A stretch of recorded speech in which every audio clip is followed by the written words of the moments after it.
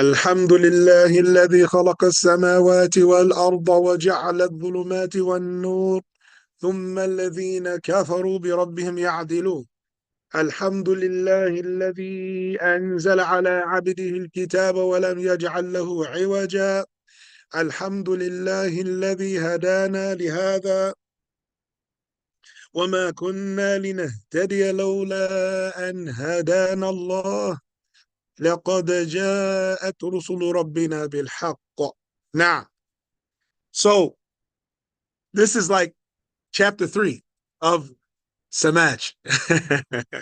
So we have Samaj. We dedicated one class totally to giving the call of Islam to Samaj. And then yesterday, also, we spent yesterday continuing our Dawa to call Samaj to Islam and give him more clarity. And now Samaj has did something that's really a big deal. And the more he yeah. So he did something that inshallah, when Allah guides him to Islam and Samaj begins to learn, he will really understand the great deed that he has done today, which was he has brought along his friend Edward. So now this class is dedicated for us to call and explain to Samaj and Edward Islam. It's not to persuade, but it's to inform. And that's what Dawa is. Dawa is we want to inform. We want to be informative as possible. We want the person that we're explaining Islam to get a clear picture.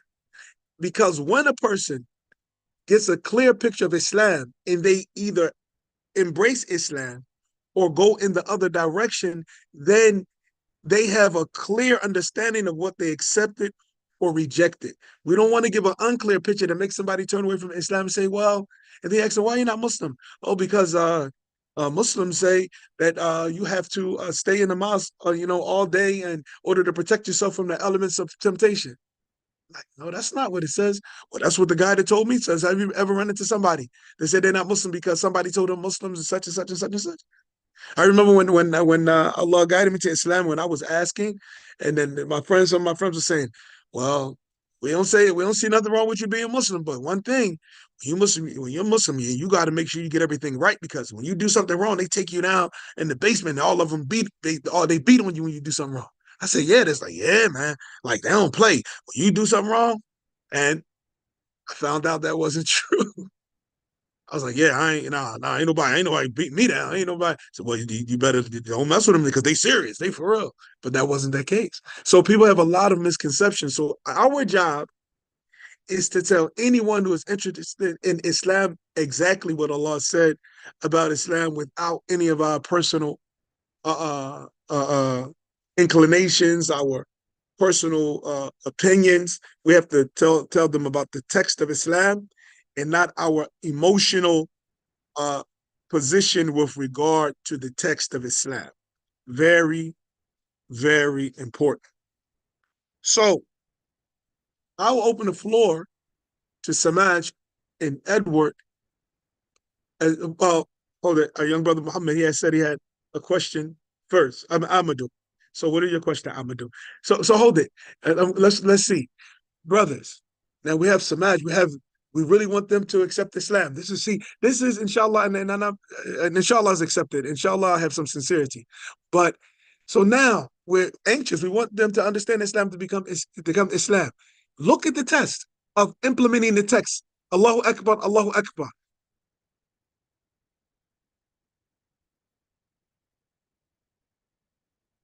So we want them to accept Islam and come to Islam. At the same time, we brought them to explain Islam to them. What happened? Our young brother, Ahmed, who's already a Muslim, came and he said, when you start the class, I have a question. Right? So now, Allah Ta'ala gave us a lesson through something the Prophet ﷺ did that makes me say, hold up, Samaj, hold it up. What I need to hear what Ahmadu has to say. What makes me do that? Uh, when the blind man came to the Prophet ﷺ and was asking him questions,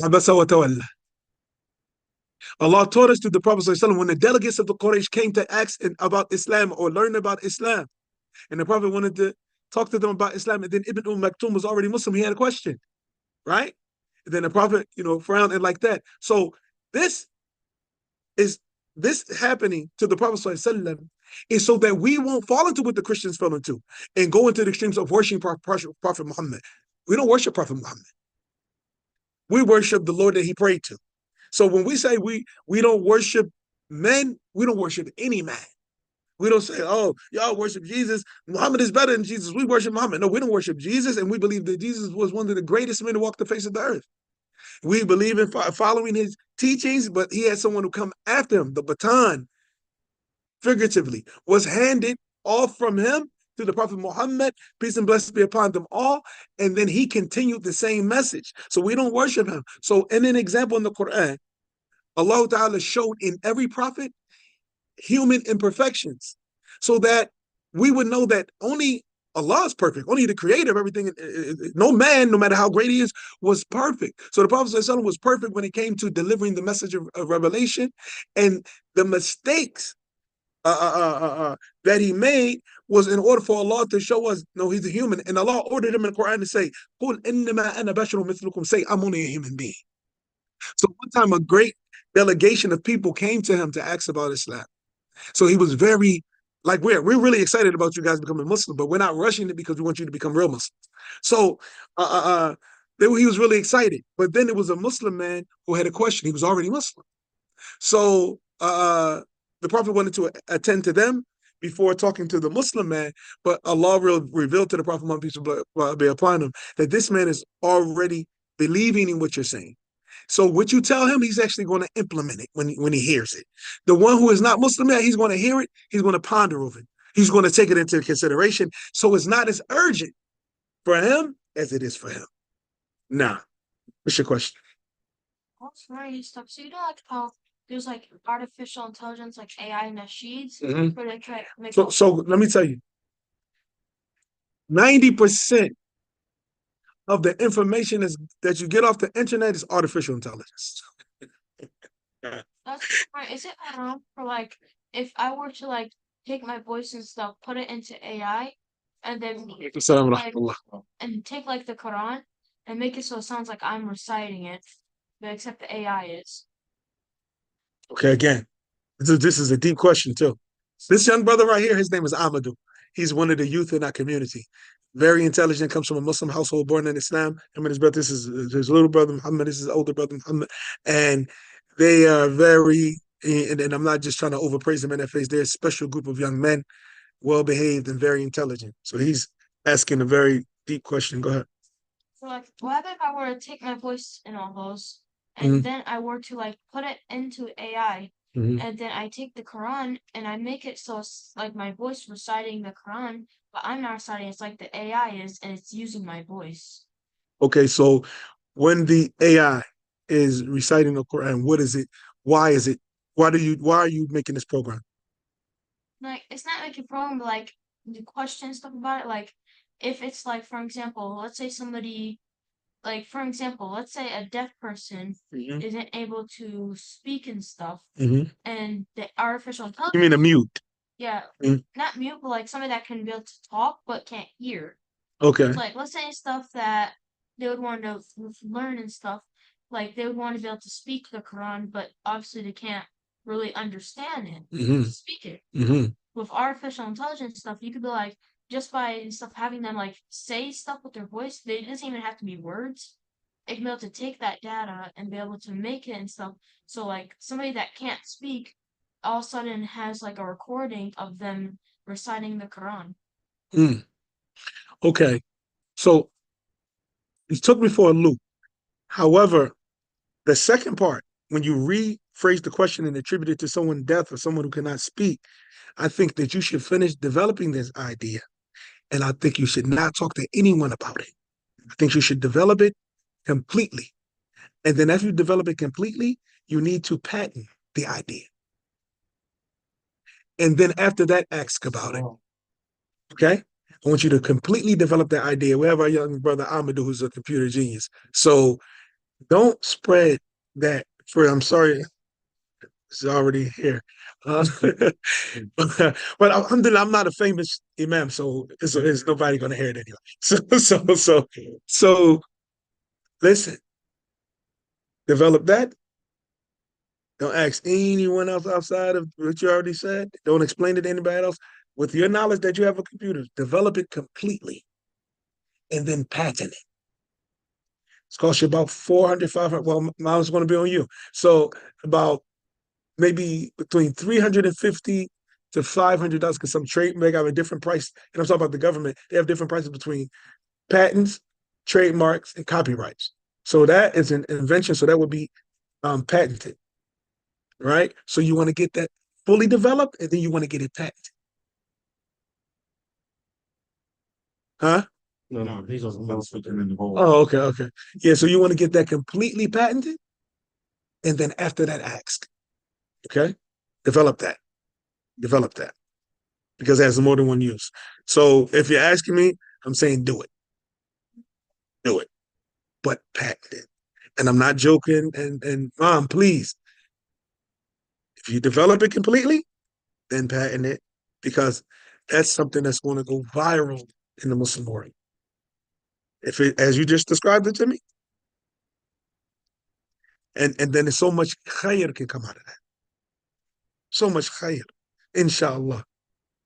Someone, what you said, and then that letting them do what you just said. Thing is, I'm scared that someone might try to copy it. Yeah, that's what I'm saying. But see, like I said, you don't have to worry about it. I'm not famous, so it's nobody listening. Nah, Muhammad. Yes. Come up, Muhammad. Come sit with us. I know. Let's say, like, maybe worrisome because since the computer doesn't have a soul, Mm-hmm. practically a lot of copies, Mm-hmm. him, but like since the computer is seeing it, feel like having a prayer. Well, it couldn't be used for acts of worship like leading the prayer. And but we already have this stuff like we already have recordings, we already have Adhan Pro and all of that doing the Adhan, right? But now, from what he described, I don't want to repeat what he said, but now using that for the purpose he said, not the first time he said it, he attributed it to himself. The second time he said it attributed to some other people who wouldn't be able to do it. But if that happened, they would be able to do it. You understand what I'm saying? Even the ones who can do it, if they want to, for instance, maybe do that in order to hear them and to check for their own mistakes and things like that. Yeah, yeah. So it's different things. My thing would be complete it and then let's go into the do's and don'ts of it, but complete it and patent it.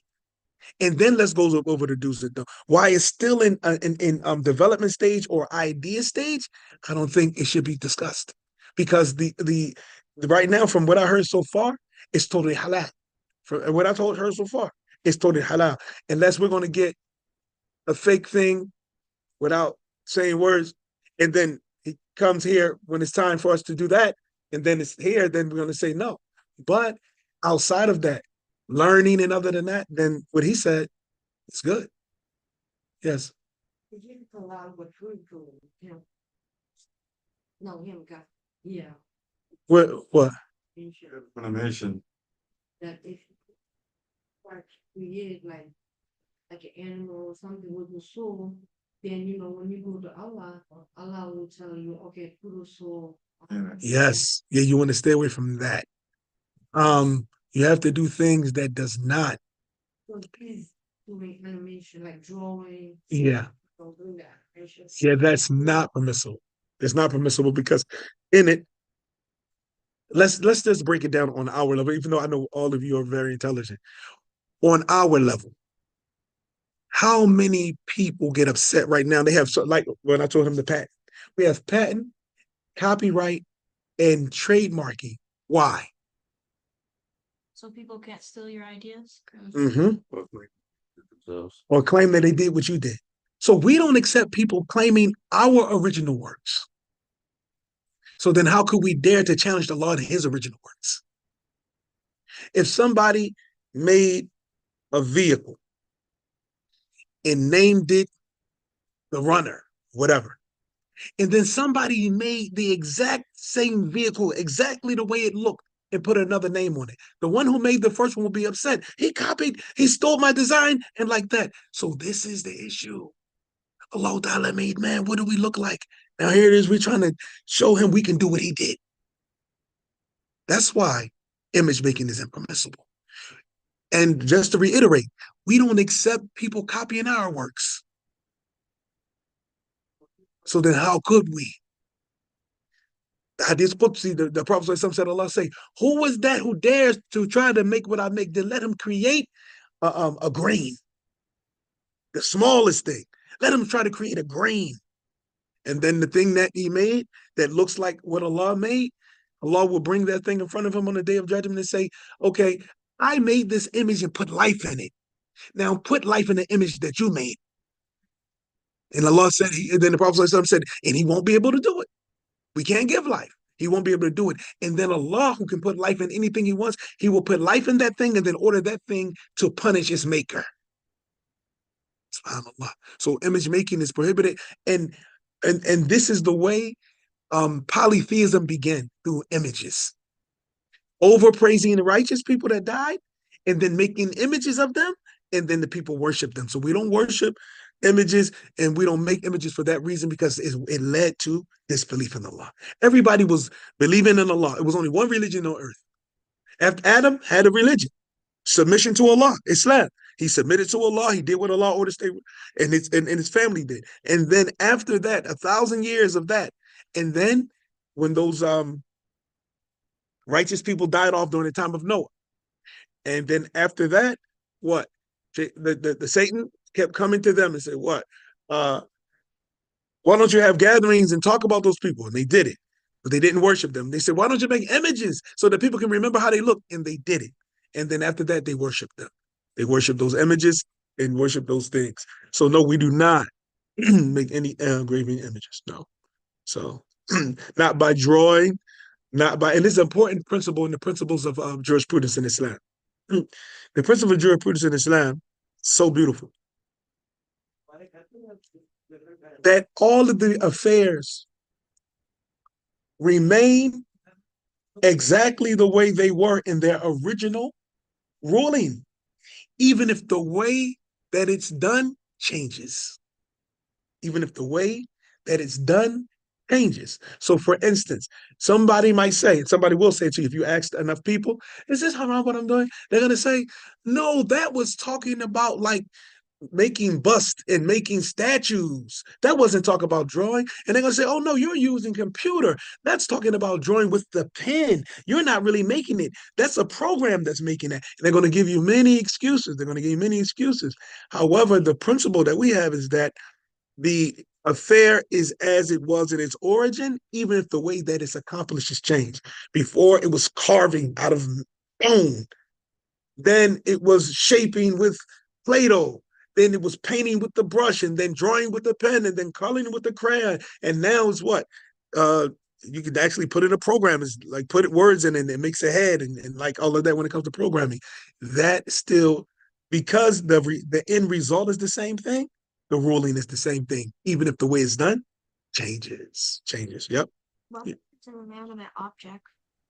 All inanimate objects are halal. Draw them all you want: mountains, trees, rivers, oceans, anything that does not have a soul in it and is not a living, anything that's not a living being. A living being, meaning a being that eats and drinks and procreates. So plants wouldn't be considered among that.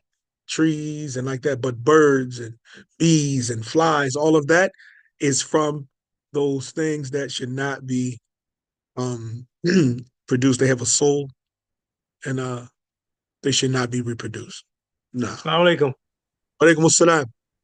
Jihad. Now, so with regards to that, sometimes By the way, people, that's the brother's name. I don't want anybody to think I'm making a call. The brother's name is Jihad. Nah, Yeah. nah. Exactly. Now, so some sources have mentioned when it comes to drawing, just to not have eyes, or if it's things that are not known to be of like the human species, like let's say like a Spider-Man or just something they make up, but it still has the figure of a human being. It still has a head. So how far can it go? You have cartoons, people take the eyes away, and like that's okay. Like, and me personally, I think it all should be stayed away from. But we see that that's being done, and so I just wanted to know from the Sharia or from the Quran and the Sunnah, is that allowed something to be drawn, but it just doesn't have eyes? No, that is actually using the hadith of the Prophet sallallahu alaihi wasallam in reverse. So what happened is the Prophet advised the people that things that were already made, to remove the head or to remove the eyes. One hadith said, "Ar-rats huwa surah," that the head is the picture, is the image. So if you remove the head, you remove the image. In another narration, he said, "Al-ain hiya surah," that the eye is the image. So to remove the eyes. So if you look at it, this is telling us what to do with the images that are in our homes that already exist. This was not a ruling given by the Prophet teaching people how to make images. He was teaching them how to get rid of the images that were already there. So people used it in reverse instead of using it and teaching the people, well, if you already have images in your house, in your city, in your state, in your school, and like that, then this is how you get rid of those images. They use it in the reverse, and other than the way it was intended, and made it, this is how you get around the loophole, around the prohibition of making images.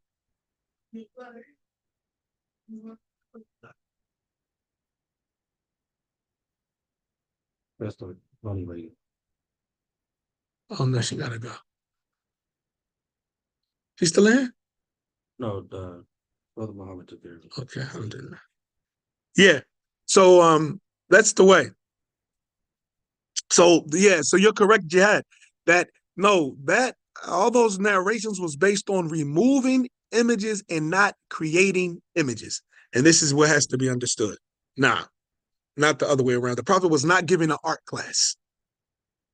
The Prophet ﷺ was not giving a class in graphics when he gave that verdict. He was telling the Muslims how to get rid of the pictures that already existed in their home. Nah. Photography is completely prohibited, or Photography is an issue because it is the image of that individual. It's not an attempt. So because of that, some scholars say it does not fall into the ruling of picture making because the person did not make the image. And they go into the science of it, that it's a reflection of the individual, to the point that when you see the photograph or the picture, you say, oh, that's so-and-so. But when you see the drawing of him, you say, oh, that looks just like him, because it's not him. It's someone who attempted to remake him in the same image that Allah made him. So, and then some go into detail, they say, well, even if it's the photography with the camera, that it still falls into the same thing. But if it's video, which actually motion, which is, and then others say, no, the video is the same thing because it's just multiple shots. And that's what gives it the motion and like that. So we go back to the statement that was said before, that what things remain upon their origin, even if the way that it's done changes. Even the way that's done changes. So that's the safest route when it comes to photography and when it comes to video and like that. Then others go further and say, well, as long as it's live, a live feed, then it's permissible because all it is like basically like a window, an electronic window. But then once it becomes a recording and like that. So when it comes to, it's a gray area when it comes to photography and videography and like that, and Allah knows best.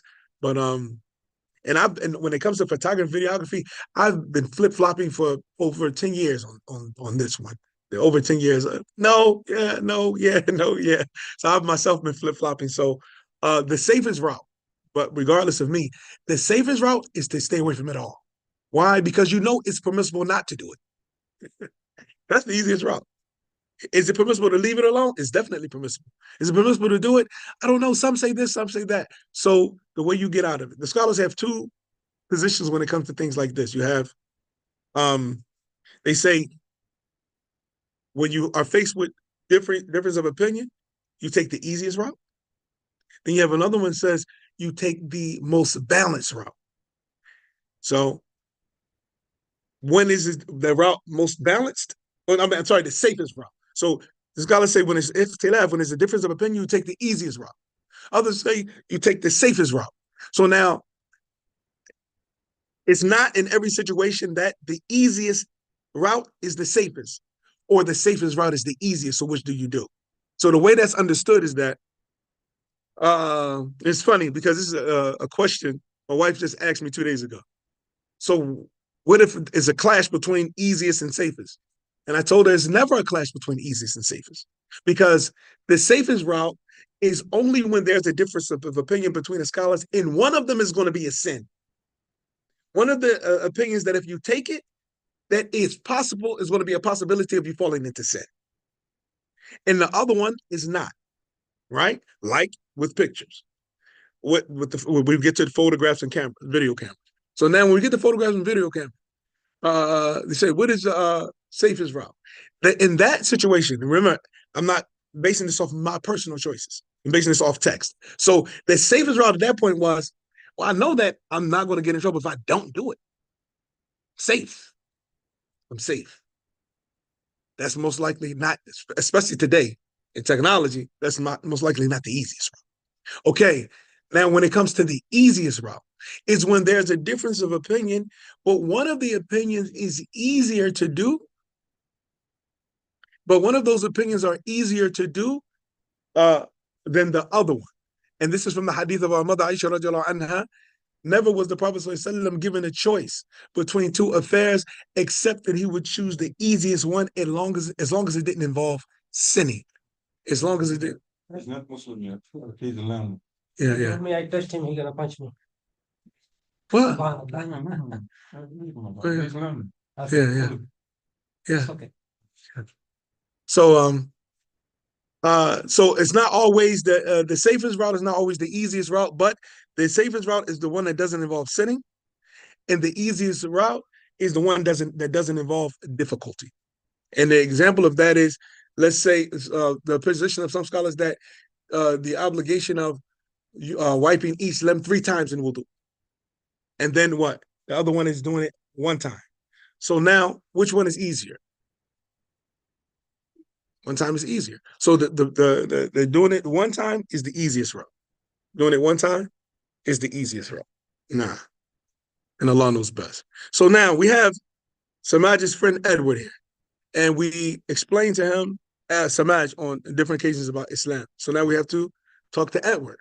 So I'll ask you, so far, what do you know about Islam?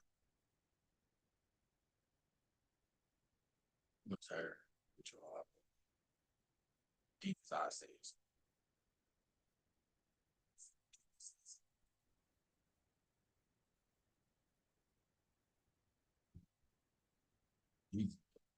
God, greater good though. And you receive people who lead, who take charges and everything, but yeah, I like everything. Yes. I'd say that's the deepest. Yeah. Did you hear anything about the Prophet Muhammad?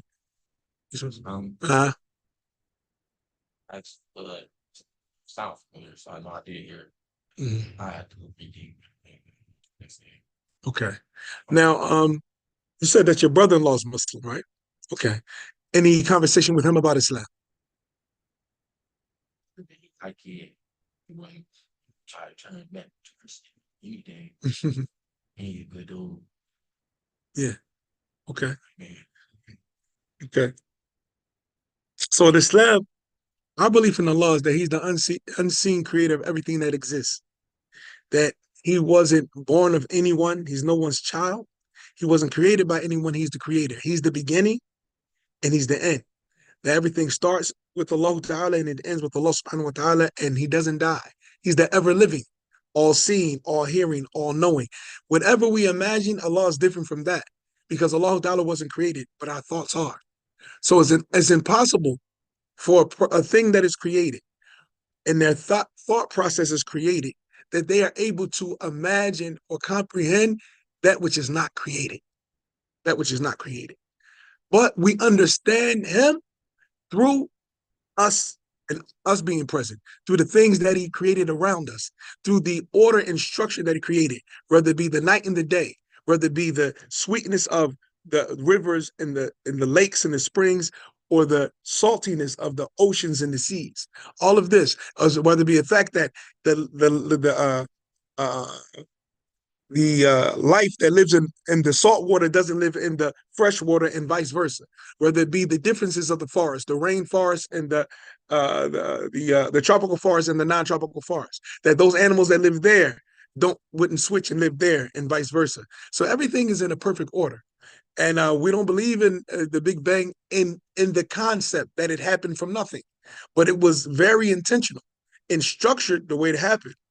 Naam, Allah Ta'ala said in Surah Al-Fussilat, the deciding or the dividing surah, Fussilat, or the explanation that he said to the heavens and the earth, Ittiya taw'an, karhan or karha. He said for them to come in order and in structure, willingly or unwilling. And they both came willingly, and they submitted to the command of Allah subhanahu wa ta'ala. So Allah is the creator of everything that exists. From his creation is us. And many people will say, especially during the time of difficulty, I didn't ask to be here. Well, that's true. You did not ask to be here. But at the same time, it's false, because Allah Ta'ala, Allah the Most High, said that he offered the trust of having limited free will to the heavens, the earth, and the mountains, and they refused. And he asked us, not someone substituting and as he asked us as individuals, each of us, and we don't remember, but it happened. He asked us, did we want to have limited free will? Every human being that's born and reaches the age of discernment, the age of knowing right from wrong, and every jinn, every spirit that has that choice and reaches the age where they're going to be held accountable, they were offered to the ability to have free will, to choose between right and wrong. And every one of us said yes, and that's why we're here. That's why we're here. So from having the ability to be right and wrong, also, it means that we accepted the consequences that come with that ability. The consequences that come with that ability. And because we are creatures of habit, we can see examples of that behavior in our lives. If someone says, listen, let's say somebody's going on a road trip and they say, listen, I'm tired. I'm about to pull over. We're going to get some sleep. We're going to continue. Say, no. No, we're going to get some sleep unless you want to drive. Yeah, I'll drive. You sure you can handle it? You look just as tired as me. I can handle it. So we, still in our nature, we love options and choices. We love taking on responsibility, but we do not love consequences if something like that goes wrong. What happens when a person is sleepy, just as the other one says, no, I got it, and then something goes wrong? And when something goes wrong, the one who was honest says, dang, you were right. I should have rested with you. The one who is not willing, and this is most people, sad to say, is say, no, I mean, you shouldn't even give me the option. If you knew that I was going to mess it up. This is how we try to get out of responsibility of choices that we make. We try to blame the person that gave us options. Right? So this is why people blame God. They say, well, God, if he knew what we were going to do wrong, why did he give us the options? Because everybody's not going to do wrong. Some people are going to do right, going to believe and be upright. They're going to make mistakes, but they're not going to live their life to do wrong. Whereas others are going to take, some people are going to take the ability of free will and choice as a tool. Others are going to use it as a weapon. Those who use it as a tool is going to be a benefit from them and those who encounter them. Those who use it as a weapon is going to be a detriment to them alone or them and those who encounter them. And this is the reality of free choice. Free choice, anytime you're given choices, you would never be free. And know this is in this life, the life of this world, concerning religion and concerning everything else. Never will you be offered options and stripped of responsibility, and stripped of accountability. You will never be given responsibility and at the same time not be held accountable. Anytime somebody offers you responsibility They're expecting you also to be accepting accountability at the same time. And it is lunacy for a person to believe that you're going to be given options, and that option is going to place you at responsibility, but you're not accountable for the things that go wrong once you're given it. No, that's not the case. It's not the case. And that happens. So think about it. Any time somebody gives you an option and the chance to be responsible, believe it, that they're also going to hold you accountable if it doesn't go right. So both of those, and we did that, all of us. Allah Ta'ala said, "Inna aradna al-amanata ala samawati wal-ardi wal-jibal." Allah said, we offered the choice to have free will, limited free will, to the heavens and the earth and the mountains. All of these inanimate objects was given a choice by Allah to be animate. And they said, no, it's too much responsibility because we're going to be accountable. وَحَمَلَهَا الْإِنسَانِ. But man, human being and jinn, say, yeah, sign me up. Sign me up. We still do it. Sign me up. How many situations do people raise their hand to take on a responsibility that they know they're not qualified to fulfill? And then if it goes wrong, they say, I mean, you can't blame me. I mean, I did what I had to do. And they get upset. No, you have to say, okay, maybe I accepted that responsibility prematurely. Maybe I should have asked more questions. Admit that you accepted or you embrace too much responsibility when things go wrong. But we argue. وَكَانَ الْإِنسَانُ أَكْثَرُ شَيْئًا جَدَلًا. Allah said, and man is the most quarrelsome creature, always arguing about something, always disputing. And we're disputing and arguing. Why? Most of the time it's because we're being held accountable, and we don't want to be held accountable, so we argue in order to get out of that accountability. That is why. That is why. Yes. So this is the reality about that relationship. Allah also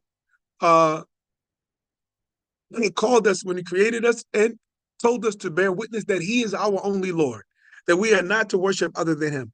And all of us in our nature, we know that there is a God. That God is a creator, controller, sustainer, the provider, the originator, and that God deserves to be worshipped. And then after that, we were deceived through education, through false religion, in order to believe in other than Him and to worship other than Him and to praise other than Him and to submit to other than Him. And even though if the challenge was made, what did that thing create that you're worshiping other than Allah? What did it create? What does it sustain? Was there any time that thing wasn't here? Well, yeah, that was discovered such and such. So how can something that didn't exist be the one that brought things into existence or be the one deserving the praise? Allah was here. Can Allah, like it came in the hadith, can Allah wa lam yakun shay, wa khalaqa kulla shay. That Allah was and there was nothing, and then He created everything. Allah was and there was nothing. Nothing. And we can't even imagine nothing. We can't even imagine, no, what's nothing? But Allah was and there was nothing, no created thing. And another thing that we learn about Allah is that Allah Ta'ala, He always has a right and deserves His names and His attributes, even before He did that attribute, meaning that we call Allah the creator.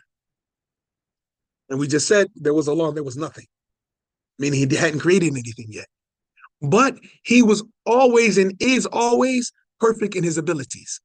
He was and is always perfect in His abilities. So because He was always perfect in His abilities, He always had the ability to create even before He created anything. So He was always called the creator. He didn't after creating something was called the creator. It's not like us. We are imperfect in our abilities. We begin in ignorance, and then we slowly acquire knowledge. And then after that, we continue to acquire knowledge until we reach a level of decline, and we begin to forget the knowledge we acquire. Allah's not like that. Allah didn't have to acquire knowledge. He always knew everything.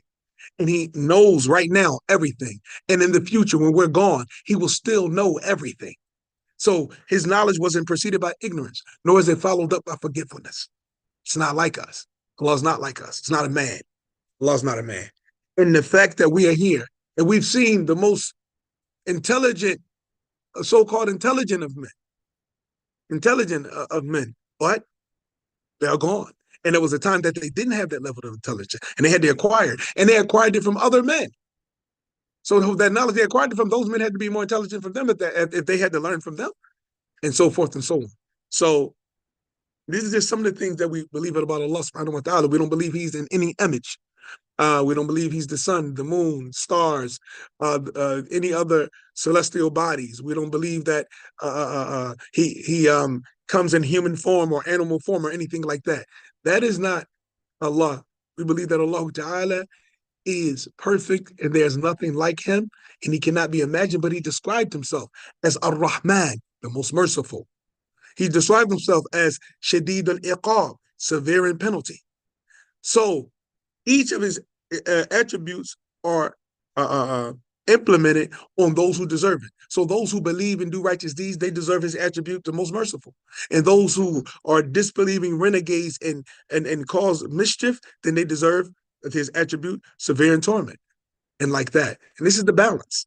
And in order for us to understand and know about him, he sent prophets and messengers who were men like us. Who were men, human beings like us. They went to the bathroom, they got married, they had children, they did everything that human beings do. In order for us to understand what he wanted from us as humans, he sends humans as messengers so we can see a living example. So we say, oh, that's what God wants from us, to pray like that, to fast like that, to marry like that, to divorce like that, to raise our children like that. Those men were sent as examples, and it was a long line of them, and the last of them was the Prophet Muhammad, peace and blessings be upon him. And he brought the last book of the Quran, but we believe in those other books. We believe in the gospel that was given to Jesus, the authentic one that was given to Jesus, that as he preached it. We believe in the Torah that was given to Moses, the authentic one, and unchanged and like that. That's the one that we believe in. But we don't rely on those books anymore because after that, he sent the Quran. So the Quran comprises in it all of the information that was given to everybody before and the exclusive information that was given to the Prophet Muhammad because he's the last messenger before the day of judgment. So I just want to give you a brief introduction to some of our beliefs. And, if you have any questions, you can ask them now. If you want to think about what was said, then, come down to the shop tomorrow and we can continue our conversation. All right? Okay. Now, Ikhwa, so we have to continue. Remember, in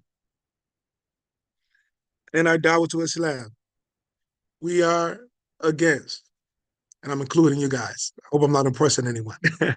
We are against microwave shahadas. No more microwave shahadas. Right? We want it nice, and we want it informed, and we want it in detail, and we want the person to come into Islam. We don't want the person to come into our idea of Islam. We want the person to be accepted by Allah. We don't want to behave as if we're co-signing on Allah's behalf. We can do that with each other. Who this guy? Oh, that's my man. He cool. We take that attitude into Islam as if we're saying to Allah, Hashem, may Allah protect us from that. As if we're saying to Allah, oh, no, he cool. But, but he's taking shahada in a way that's not acceptable by Allah. So it's as if we're trying to talk to Allah and deal with Allah like we deal with each other. Oh, no, he okay. We can't do that with Allah subhanahu wa ta'ala. No, let him in. He's okay. You can do that. We can do that with one another, but we can't do that with Allah subhanahu wa ta'ala. All right. So he has to accept the Islam. Edward and Samaj, they have to accept the Islam that Allah Ta'ala said about it. What? Al-yawma akmaltu lakum dinakum. Today, I have completed your religion. Wa atmamtu alaykum ni'mati, and perfected my favor upon you. Wa raditu lakum al-islam adina, and I am pleased for you to have Islam as your religion. Allah said, raditu. He said, he's pleased. In another verse in the Quran, Allah said, Inna deena inda Allahi Islam, that the only religion that's accepted by Allah is Islam. Allah Ta'ala said in another verse, وَمَنْ يَبْتَغِي غَيْرَ الْإِسْلَامِ دِينٍ فَلَنْ يُقْبَلَ مِنْهُ. Whoever accepts other than Islam, whoever desires to have other than Islam as a religion, then it would never be accepted. It would never be accepted. Yeah.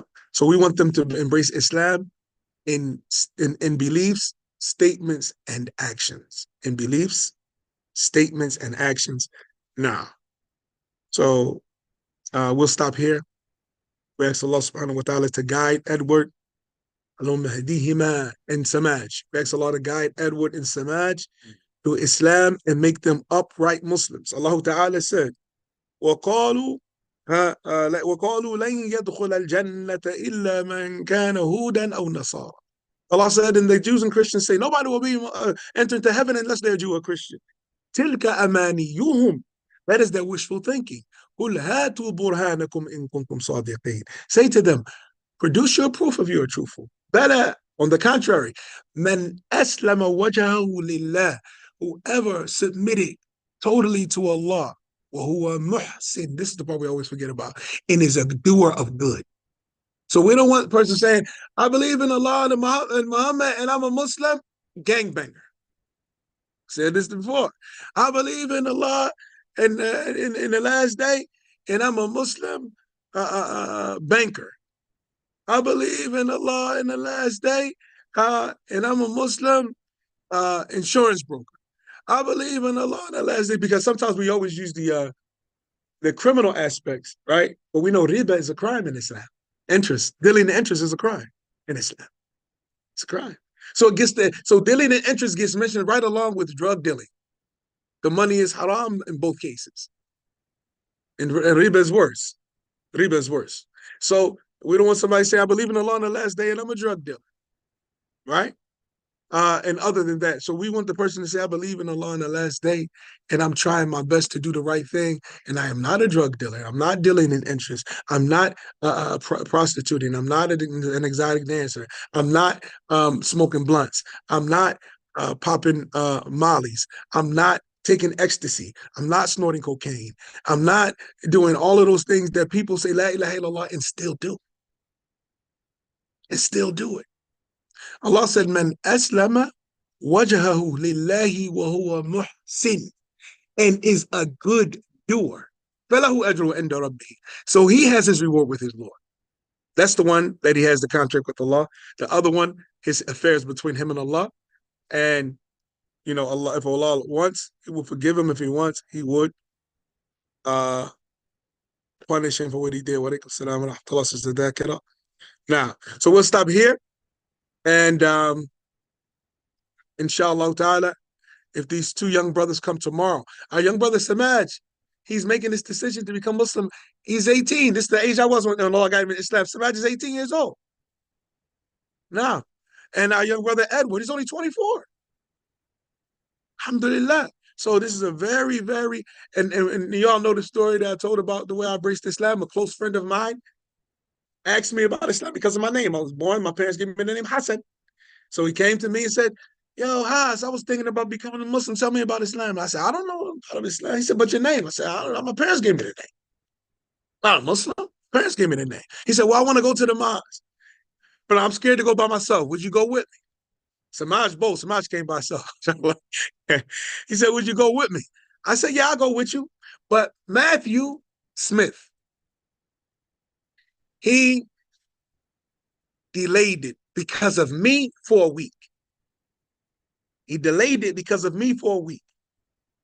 And then I got in an argument by a guy that lived up the street, with a guy that lived up the street over a joke.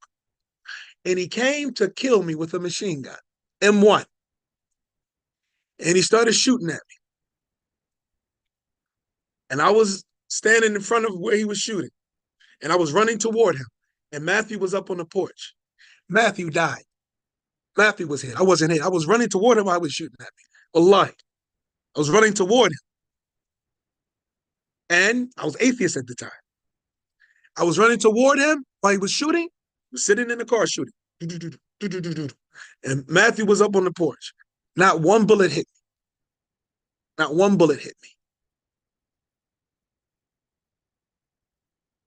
And Matthew died before being able to say La ilaha illallah.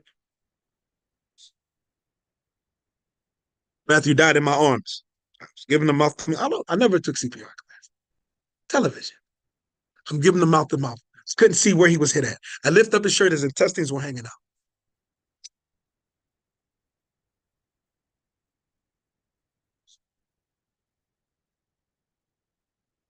La ilaha illallah. So I was only 18 at the time. Matthew was 17 In Philadelphia. in Philadelphia. I was only 18 at the time. Matthew was 17. Philadelphia was very rough. If you know, and it's a shame. Even a lot of places are getting rough. I remember once upon a time, as long as you weren't involved in criminal activity, gang activity, anything like that, you didn't have anything to worry about. It only affected those people. But now it's spilling over into everything. It's nobody's safe. You can move as far as you want and like that. You still have to come out and live life. It's a danger.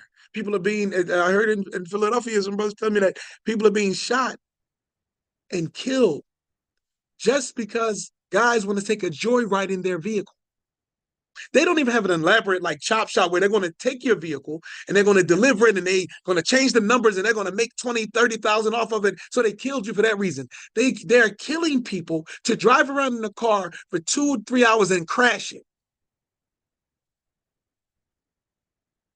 Crash it. Spin around in it, do spin outs, and then they crash it. They don't take the parts and sell it. They're not even selling what's the thing that's everybody's stealing now?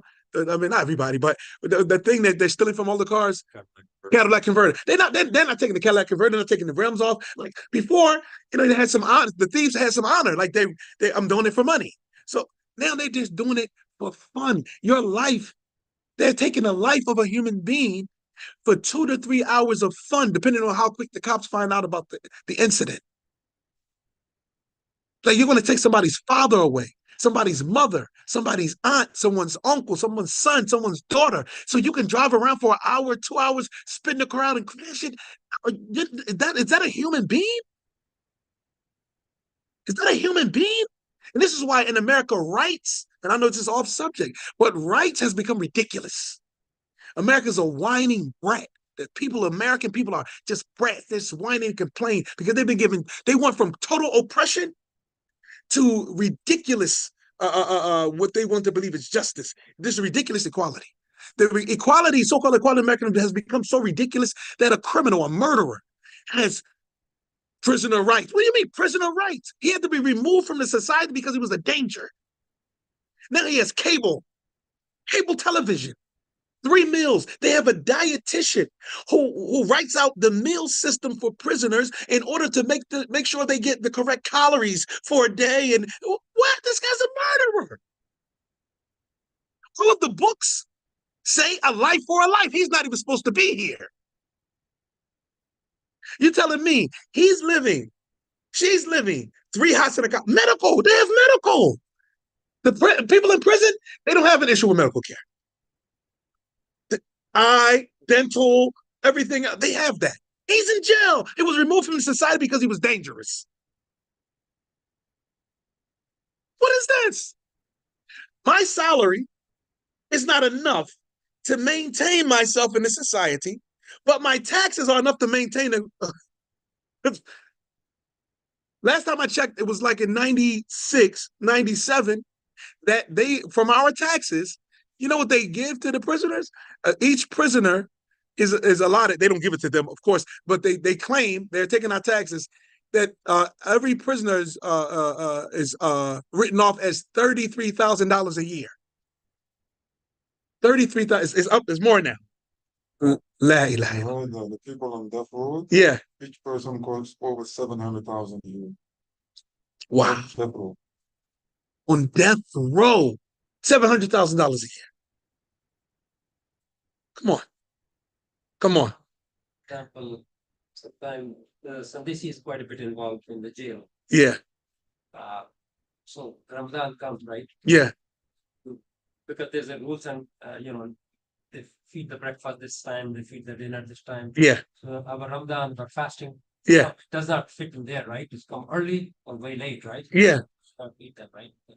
People want fast. Yeah. Muslim, right? Uh-huh. And if we say, okay, we can bring the food, so they had a regulation that you said that, right? Mm-hmm. So much calories, so much this, the food is packed like this. Yeah.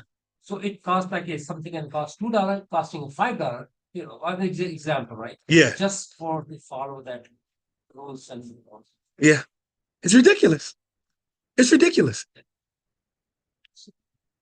Yeah. So criminals get better care than law-abiding citizens. What is this? So they get paid money. They don't get paid money. We work. Us out here. Your mother, Sheikh Ahmed, Sheikh Jamil, everybody, all these adults you see work. So we work. And then they don't give us all of our money. Why? Because they're taking some of that money they claim for different things, but from those things they're taking that money for is to feed people that kill people, rape people, climb through people's windows and stole their things, carjack people. Our money is used to take care of those guys and girls, because girls do that kind of stuff too. Crazy thing. So now our money is being used to take care of them. They're cutting. So now anytime your mom or your dad or somebody say, "Oh, I don't have it right now," because their money was short from what they're getting paid, is because they were using part of that money to take care of those people. So now it's become a business. When people who are entrepreneurs say, "Hold it, if they give you that much money to keep a prisoner, what am I going to do?" So they privatized it, meaning they made it that if you had money, you could buy land and have a prison built, and the government is going to bring you your customers.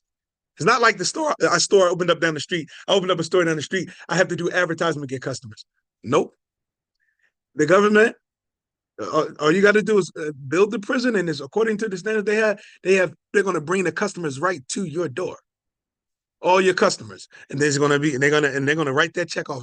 You're going to say, feed them this and feed them that, and treat them like this and treat them like that, and we're going to cut that check for you. And I don't know if they get the check every week, every month, every year, but they make a lot of money. You make a lot of money causing the prison, and this is why. No, we're off subject now, but this is the benefit of evil, the benefit of gangster rap. It's the benefit of it because it's inspiring. Kill. What is gangster rap? If you just break it all down, I drink, I smoke, I commit fornication, I kill people, and I listen to music that tells me to do that. That's art. You can sum it up. I drink, I smoke, I commit fornication, I kill people, and I listen to music then they might throw in, and through my criminal activity, I drive a nice car, I have a nice home, and in that car, I drink, I smoke, and I kill people. And then in my nice home, I drink, I smoke, I fornicate, and I kill people. That's gangster rap. That's gangster rap.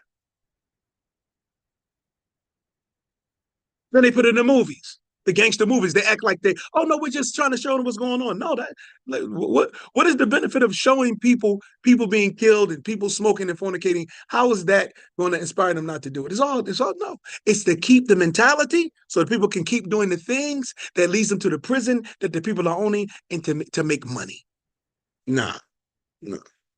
So we ask Allah Ta'ala to keep our hearts firm upon Islam. We ask Allah Ta'ala to guide Samaj and upward to Islam wholeheartedly. Ameen, ameen, ameen.